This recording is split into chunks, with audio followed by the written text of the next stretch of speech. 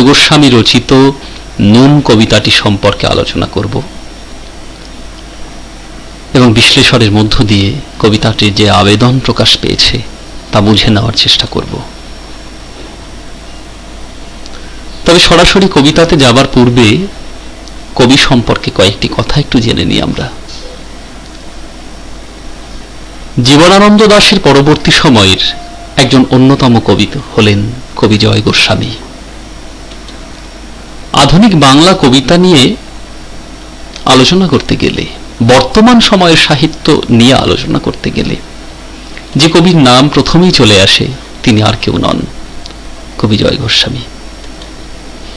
1954 খ্রিস্টাব্দের 10ই নভেম্বর কলকাতায় তার জন্ম হয়।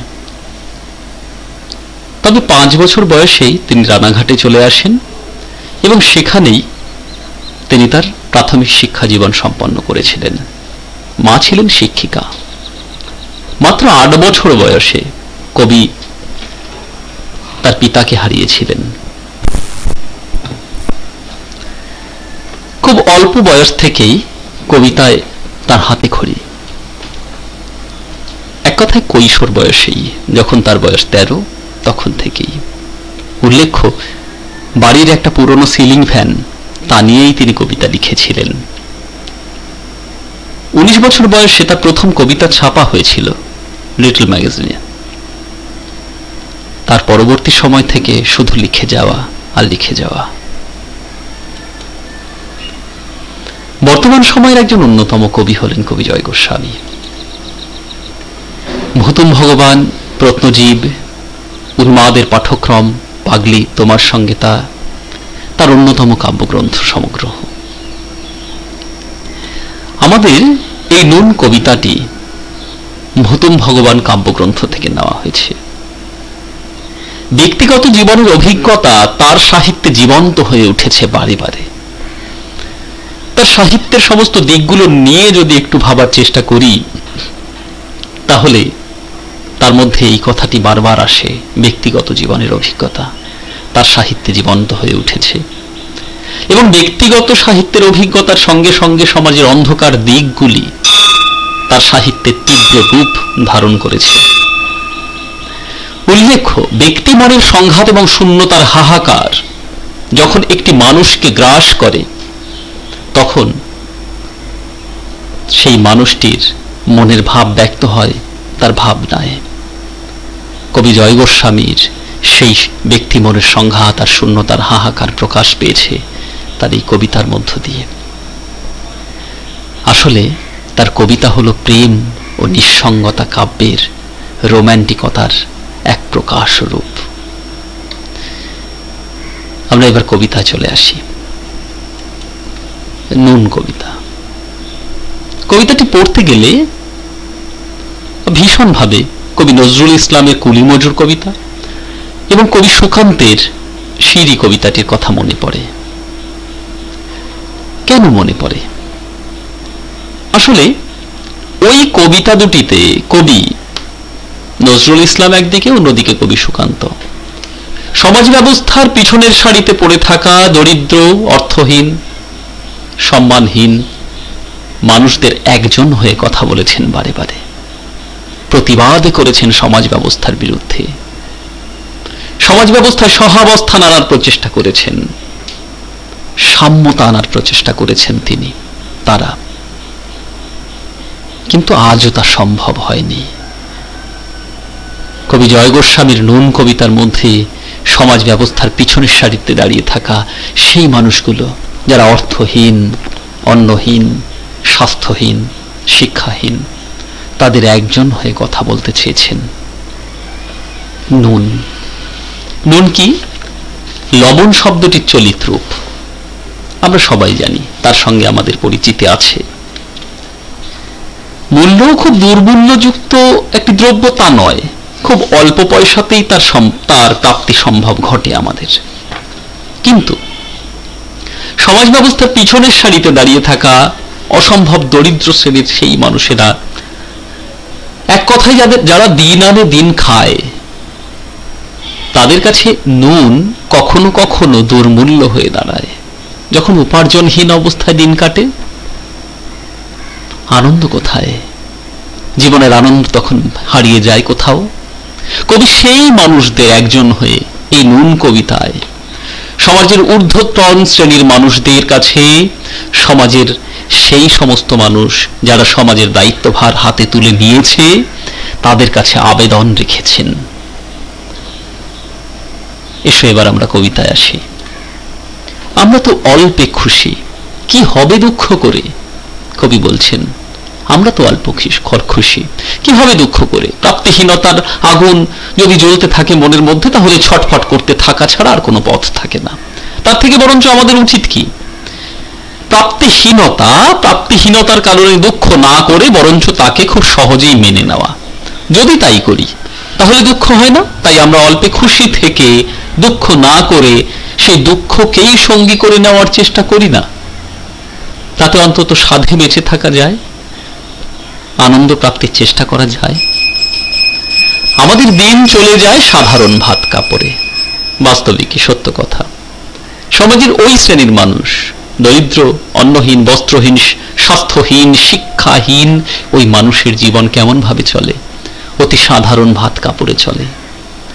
তাদের প্রাপ্তির ইচ্ছে আকাশচুম্বী নয়, তাদের প্রাপ্তির ইচ্ছে সীমিত। তা সত্ত্বেও বেঁচে থাকার ইচ্ছে তো সবারই আছে। বিলাসবহুল জীবনযাপন করার ইচ্ছে তো কখনো কখনো তাদের মধ্যেও জেগে ওঠে। সেগুলোকে পাশে সরিয়ে রেখে তখন তারা বলে আমাদের দিন চলে যায় সাধারণ ভাত কাপড়ে। চলে যায় দিন আমাদের অসুখে ধার দেনাতে। অসুস্থতা, বাজারে ধার দেনা, এগুলো নিত্য সঙ্গী এই মানুষদের। এভাবেই চলতে থাকে তাদের জীবন। সুখ স্বাচ্ছন্দ্য তাদের কাছে বড়ই বাহুল্যপূর্ণ। অসুখ, ধার দেনা এগুলোই নিত্য সঙ্গী। তাই তার সেই অসুখ ধার দেনা নিয়েই তাদের জীবন চলে। রাত্রিরে দু ভাই মিলে টান দি গঞ্জিকাতে, টান দিয়ে টান হবে।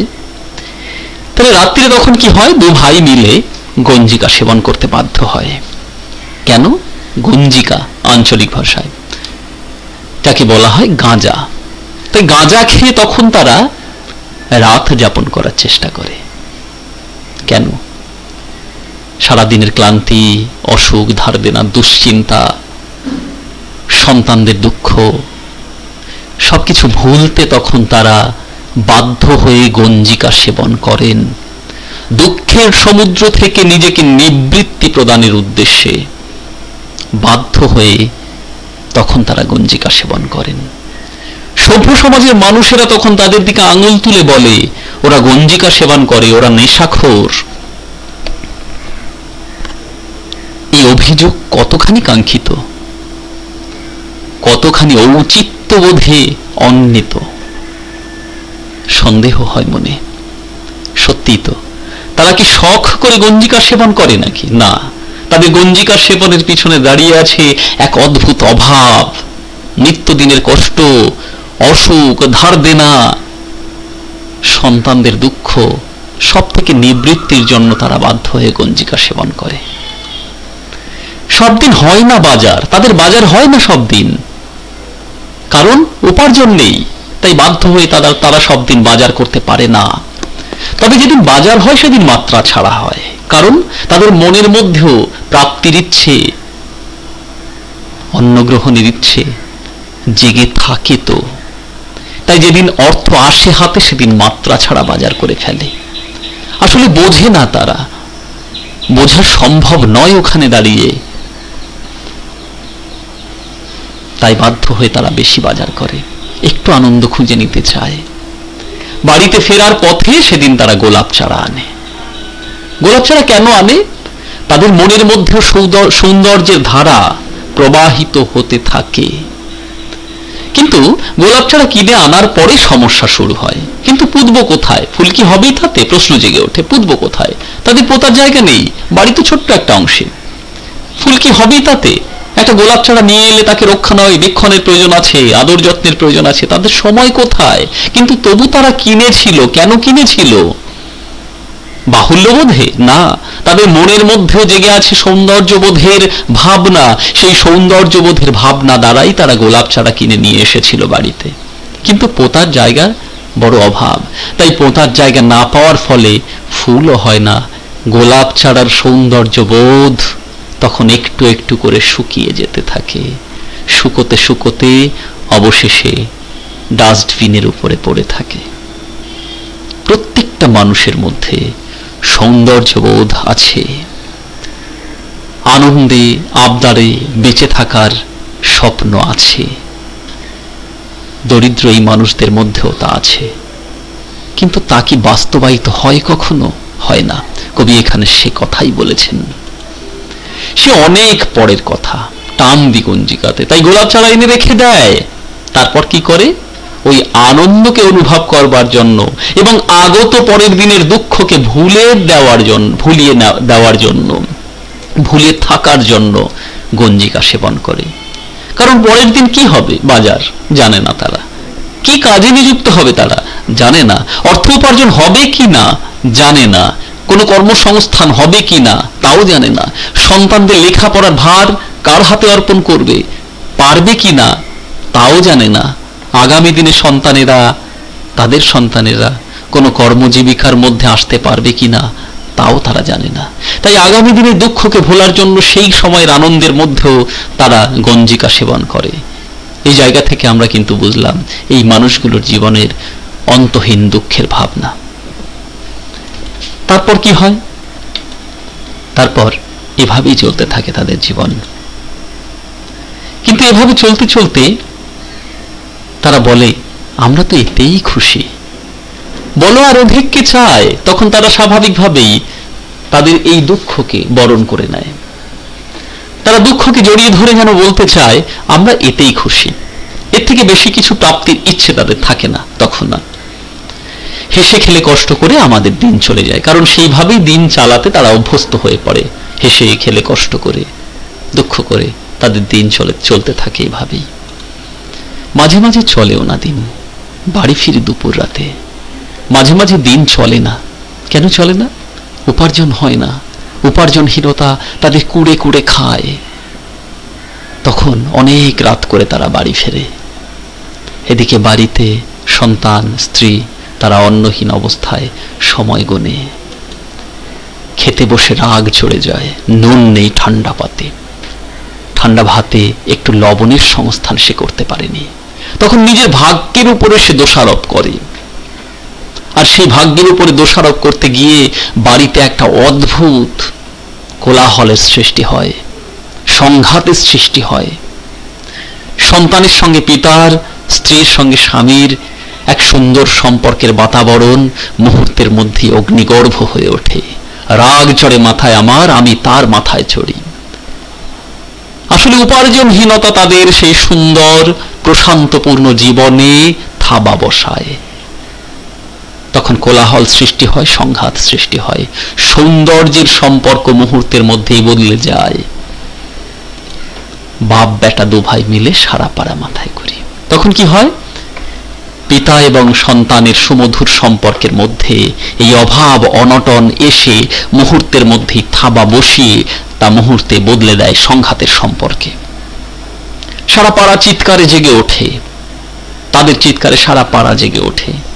সবাই আঙুল তুলে ছি ছি করে, বিদ্রুপাত্মক উক্তি করে। কিন্তু কেউ কি ভেবে দেখে তাদের এহেন পরিস্থিতির জন্য আসলে দায়ী কে? প্রত্যেকটি মানুষ তো কাজ করে সুন্দরভাবে জীবনযাপন করতে চায়, পারে কই? না পারে না। তার জন্য দায়ী কে? সমাজ ব্যবস্থা দায়ী, রাষ্ট্র ব্যবস্থা দায়ী। কর্মসংস্থান নেই কেন? কে দায়ী? ব্যক্তি দায়ী না, সমাজ ব্যবস্থা দায়ী, রাষ্ট্র ব্যবস্থা দায়ী। তাই কাজ করতে চাইলেও তারা কাজ পায় না। তখন তাদের মধ্যে যে অনাহার পরিস্থিতির সৃষ্টি হয়, যে অসহায়তার সৃষ্টি হয়, তার বহিঃপ্রকাশ ঘটে সুমধুর সম্পর্কের মধ্যে চির ধরে সংঘাতের সৃষ্টি হয়ে। করি তো কার তাতে কি? আমরা তো সামান্য লোক। কবি তাদের একজন হয়ে বলছেন এরকম করি তাতে কার কি? কে কি বললো আমাদের তাতে বইই গেছে, কারণ আমরা তো সামান্য লোক। আমাদের কথা কে বা জানে, কে বা বলে, কে বা ভাবে? কেউ ভাবে না আমাদের কথা। ঊর্ধ্বতন শ্রেণীর মানুষেরা কখনোই ভাবে না। আমরা তো সামান্য লোক, আমাদের শুকনো ভাতে লবণের ব্যবস্থা হোক। কিন্তু সব কিছুর পর এই জায়গা থেকে এই লাইনটির মধ্যে, করি তো কার তাতে কি, আমরা তো সামান্য লোক। কবির মনের মধ্যে জমে থাকা একটা অভিমানের ভাব ব্যক্ত হয়েছে, যে অভিমানের ভাবে কবি আসলে বলতে চাইছেন যে আমাদের দিকেও ওই ঊর্ধ্বতন শ্রেণীর সমাজ ব্যবস্থার প্রতিভূ, যারা অর্থশালী, যারা সমাজকে চালানোর ভার হাতে তুলে নিয়েছে, তাদের উচিত আমাদের অন্তত কর্মসংস্থানের সুযোগ করে দেওয়া, শিক্ষা, স্বাস্থ্য এর ব্যবস্থা করে দেওয়া। তাই অন্তিম পর্যায়ে কবিতার শেষ পর্বে এসে এই লাইনটির মধ্য দিয়ে কবি সে আবেদনই রাখলেন যে আমাদের শুকনো ভাতে লবণের ব্যবস্থা করা হোক। বেশি কিছু চাইনি, শুধুমাত্র শুকনো ভাতে লবণের ব্যবস্থা, অর্থাৎ একটা সামান্যতম কর্মের সংস্থান, যার মাধ্যমে তারা অন্ন আর বস্ত্রের সামান্য অধিকারটুকু অর্জন করতে পারে, বেঁচে থাকার অধিকারটুকু অর্জন করতে পারে, পেতে পারে। কবিতাটি সামগ্রিকভাবে সেই দুঃখী মানুষদের, সেই অন্নহীন, বস্ত্রহীন, স্বাস্থ্যহীন, শিক্ষাহীন সেই মানুষদের পাশে দাঁড়ানোর কবিতা, জীবনবোধের কবিতা, সমাজবোধের কবিতা, রাষ্ট্রকে এগিয়ে নিয়ে চলার কবিতা, আগামী দিনে স্বপ্ন দেখার কবিতা। কবিতাটি সত্যি তাই প্রতিক্ষণেই প্রাসঙ্গিক। আমরা এবার কবিতার শেষ পর্যায়ে চলে এসেছি। কবিতার কয়েকটি প্রশ্ন নিয়ে আমি একটু বলে দিই। কবিতাটি বারবার শুনবে, যে কোনো প্রশ্নের উত্তর করতে সমর্থ হবে। নুন কবিতার নামকরণের সার্থকতা, ইতিমধ্যেই নামকরণ সম্পর্কে কম বেশি দশম শ্রেণীতে বলেছি, তবুও তোমরা যদি মনে হয় কোথাও জিজ্ঞাসা করে নিতে হবে, নিতে পারো। নামকরণের প্রথম পর্যায়ে যেমন ভাবে বলতে হয় সূচনা পর্ব, তারপরে কবিতার প্রসঙ্গকে নিয়ে তার আলোচনা করতে হয়, সেভাবে করো। দ্বিতীয়, কি হবে দুঃখ করে, কবির এই মন্তব্যের কারণ কি, কি হবে দুঃখ করে, একটা কোথায় যেন অভিমান ঝরে পড়েছে। সত্যি তো, দুঃখ করে লাভ নেই, কারণ সমাজ ব্যবস্থা ঊর্ধ্বতন শ্রেণীকে দুঃখীপূর্ণ মানুষের দল বারবার বলে, বারবার বলা সত্ত্বেও তারা এতটুকু তাদের দিকে নজর দেয় না। আসলে তারা যেন বলে, সেই ফ্যান কবিতাটির কথা মনে পড়ে যতীন্দ্রনাথ সেনগুপ্তের, সেখানে বলে, ওদের হৃদয় বিদারক প্রলাপে কান দিও না, ওদের মাথা ঠিক নেই। সত্যি তো, দুঃখীপূর্ণ মানুষ, অন্নহীন, বস্ত্রহীন, তাদের মাথা ঠিক থাকে না। রাষ্ট্র ব্যবস্থার ঊর্ধ্বে অবস্থান করা মানুষেরা তাই বলে, ওদের হৃদয় বিদারক প্রলাপে কান দিও না, আমরা যেমন চলছি তেমন চলি, দুঃখীপূর্ণ মানুষগুলো থাক। কবি সেই অভিমানের কথা এখানে প্রকাশ করে ফেললেন। বেশ, তৃতীয় পর্যায়ে, সব দিন হয় না বাজার, বাজার হয় না কেন, উপার্জন না হলে বাজার হবে না, হলে কি বাজার হয়, মাত্রা ছাড়া বাজার হয়, যেমন ভাবে বলেছি বিশ্লেষণ করে দিয়েছি সেভাবেই লিখবে। চতুর্থ প্রশ্নে, বাড়িতে ফেরার পথে কিনে আনি গোলাপ ছাড়া, গোলাপ ছাড়া কিসের প্রতীক, বলেছি সৌন্দর্যবোধের প্রতীক। প্রত্যেকটা মানুষের মধ্যে সৌন্দর্যের বোধ আছে, সে যেখানে যে অবস্থাতে যে মানুষ দাঁড়িয়ে আছে না কেন।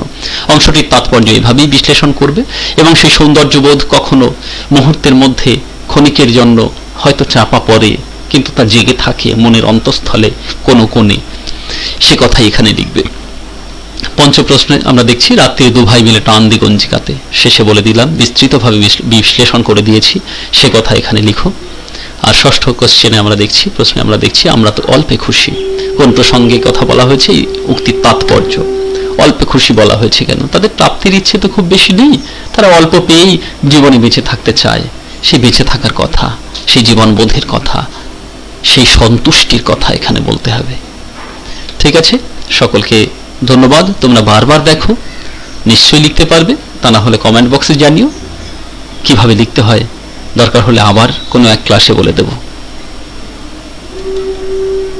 আর আমাদের সবার চেষ্টা থাকবে বাংলা ভাষা ও সাহিত্যকে এইভাবে এগিয়ে নিয়ে চলা, সুন্দরভাবে সাহিত্য পাঠের মধ্য দিয়ে।